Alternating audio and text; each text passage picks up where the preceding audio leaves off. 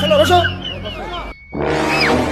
এই যাই, এই দুজন বসেন।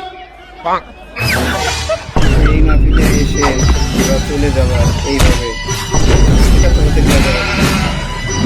চলো এবার কেমন লাগে, এবার গিয়ে দুটো চর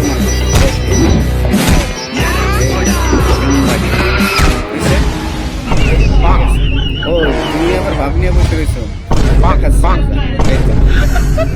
একটু কেমন লাগে ভাব কিভাবে নিতে হয় আমার কাছ থেকে শেখো। ঠিক আছে, এইভাবে কি এটা কি অন্য হুজুরের মাহফিলের মতো লাগতেছে? মনোদর্ব বইয়ে থাকলে মনোদর্ব বইতেছে কেন? হেই হুজুর এটা